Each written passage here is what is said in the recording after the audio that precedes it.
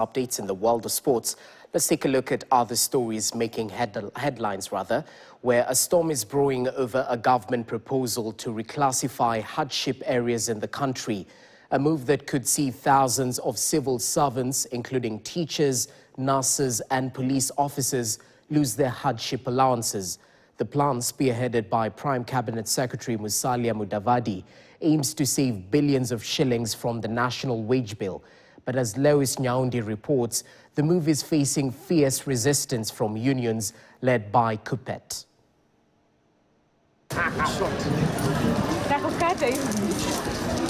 For years, hardship allowances have cushioned civil servants working in Kenya's remotest and most challenging regions.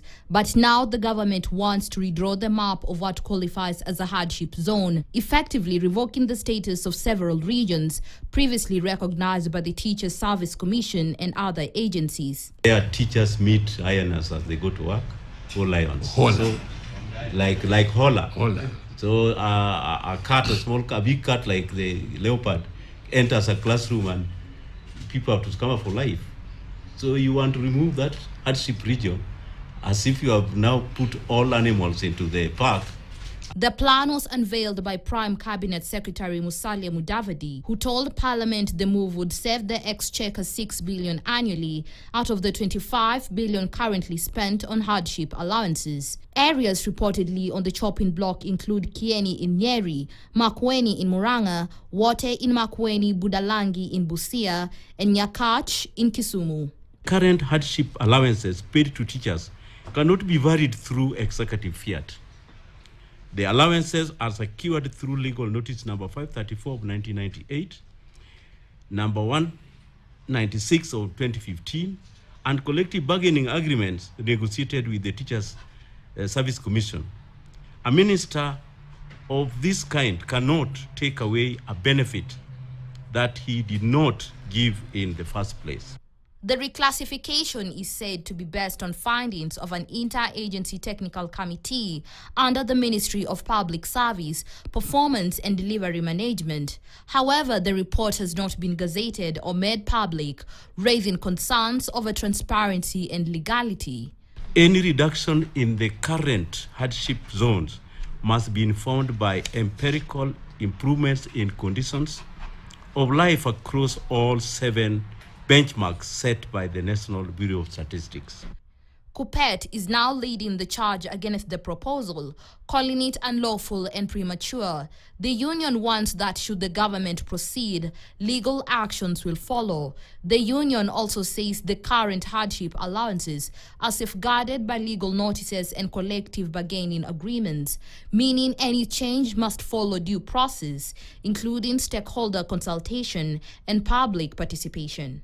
We urge the government, specifically the Ministry of Public Service, Performance and Delivery Management, to canvass its wishes on hardship allowances legally through public participation.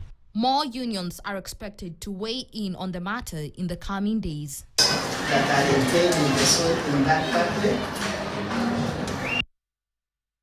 All right, that story was produced by Lois Nyaundi and voiced by Marion Barasa.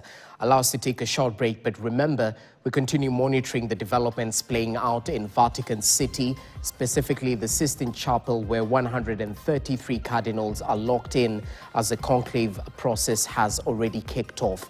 Of course, the over 1.4 billion Catholic faithful across the world are keenly watching the developments right there, even as they wait for the symbolic smoke signals at the top of the roof. There you have it. That's exactly what will be determining whether the cardinals have decided on a new pope once we see white smoke, and if not, we'll definitely see some black smoke emanating from that particular chimney. Trust KTN to keep you updated, but in the same length and breath, we'll be talking to one of the learned minds on matters to do with the Catholic Church, Reverend Dr. Lenoxi Lusabe, who's the Tangaza University Secretary and Legal Officer. I'll be keen to find out from him what exactly the qualities that the cardinals will be looking out for in the new pope. Equally, why is this process shrouded in secrecy? because the 133 Catholic cardinals earlier on took a vow to observe perpetual secrecy.